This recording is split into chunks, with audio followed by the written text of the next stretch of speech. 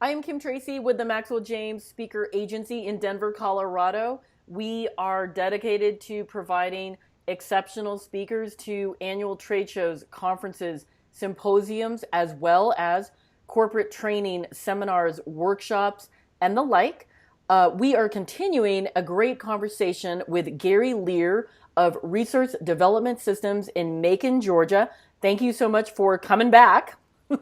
My pleasure. Love sharing about this. Now, we are now delving into leadership, and you had said earlier, this is a great segue into what our previous interview was about. Yeah, I shared with you that leadership was one of the 7 elements of high performance. And it's also about creating emotional connections, getting people connected back to the organization and the work they're doing, which is essentially the definition of employee engagement. So leadership is all about creating that employee engagement. And I talked earlier about the culture and how the model, if you drew a horizontal line across it, you were looking at how we did things, the things that we actually did, and the processes in which they got done versus how we interacted with each other as we did those things. Well, leadership, the role of a manager in an organization sort of follows that same dichotomy, where leadership is, and there's a lot of debate and talk out there about, leaders do the right things and managers do things right, and you lead people and you manage things, and you get all these dichotomies that are going on. And there's just no real research to support a lot of that stuff. Well, if we want right things done, we want them done right, and we don't want them done wrong, and we certainly don't want to do the wrong things right. So we want to do the right things right, and so it's that combination of leadership and what we're calling the other role is that of being a builder and creating sustainable systems. Okay. So the leader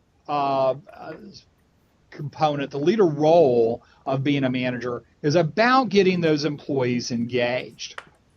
And as we get employees engaged, as we move through the 4 elements that comprise engagement, which is trust, vision, strengths, and personal responsibility.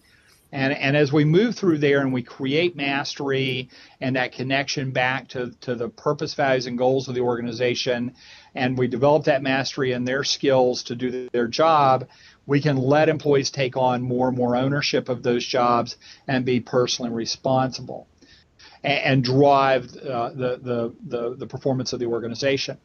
And so what happens is as we're a leader and we're creating those emotional connections and we're building that employee engagement, we get more engaged employees. And now the employees can start working on the systems, which is that other role of manager, of being a builder and creating sustainable systems. Okay. And now the manager can work with the employees to create some of those sustainable systems.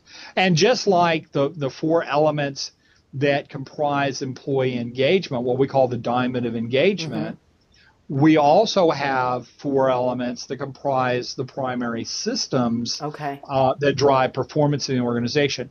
And that's leadership support system, the vision execution system, the innovation optimization system, and the strengths mastery system.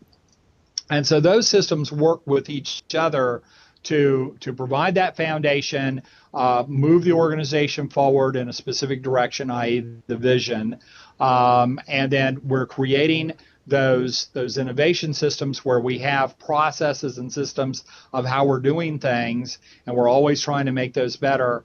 And we're also making sure that the employees have the knowledge and the skills that they need to be able to do their jobs well. Okay. And so those are those 4 systems that work together and drive these things. But too many organizations, a lot of the approaches, especially around Six Sigma and Lean they're putting the cart before the horse a lot of times because Okay. they're really focusing on trying to create those systems, and we don't have employee engagement yet. We really need to work on that employee engagement, and that starts with that leadership support system. Okay. We have to come back into looking at how do we create the leadership in the organization? How do we get our managers that it's not the kind of thing that most managers want to deal with. Okay. And that goes back to we talked earlier about whole person dynamics and behavioral styles. And there's a lot of things that are going on with that. And so what we end up having is we need to come in and we need to start working with managers and give them this strong foundation of leadership. And we've got to not only give them the skills, but we need to create the systems within the organization that will support those skills so that they will actually do it. There's a lot of times people go off, they go to some very great training. When they come back to their job, there's no support there for them to actually put it into action. Okay. And so we want to make sure that as we develop leaders in an organization, that what they're learning actually gets put into action so that we're actually engaging employees. And it's really crucial because here's where we start getting that leadership impact. We've got some really solid data, some really interesting data that's coming out of a number of sources regards to how leadership is impacting employee engagement and i.e. performance. And from one of our sources, we're finding that 70% of the variance in employee engagement across an organization can be directly attributed to the employee's individual manager. Okay. So if you've got a manager who is really good at leadership and is really good at getting people connected and engaged, their unit is going to tend to perform much better than the manager who struggles at doing that, who focuses more on the building side of things, the processes and the systems, and not getting the employees engaged. So engagement is much lower for those managers, and performance for that team is much lower. So that was one thing that these managers' skills is a huge impact on the actual performance in the organization. Okay. That engagement level.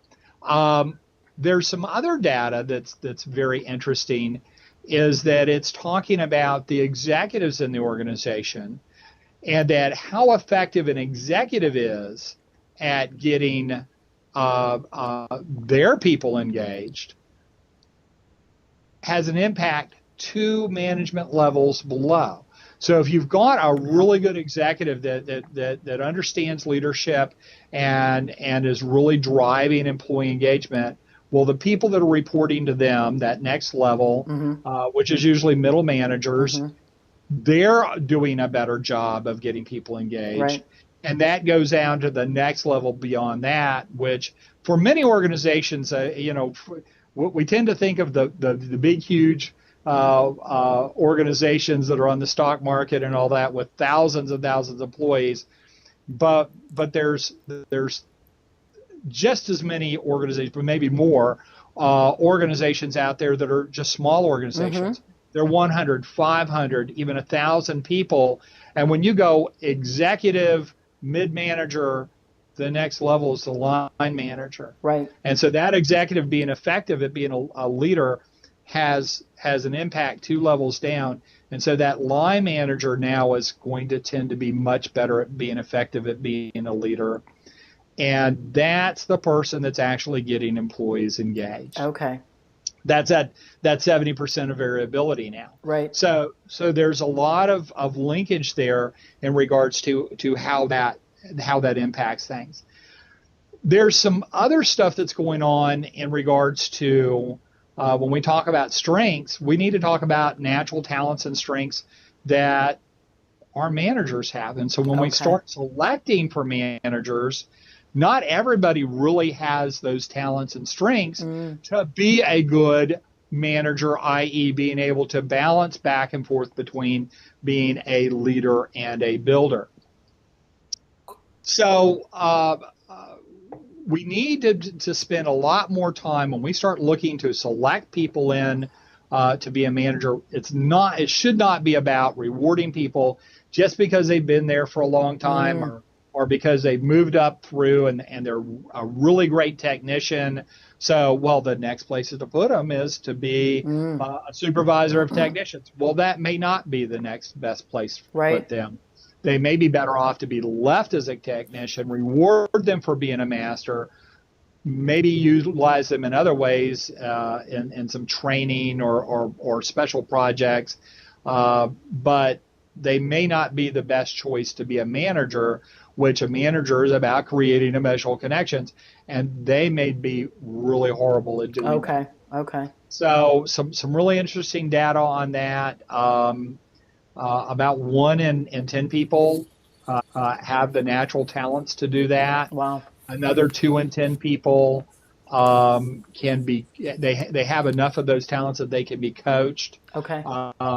And we think that could be a little bit higher if you have an even more robust system of developing people that you're selecting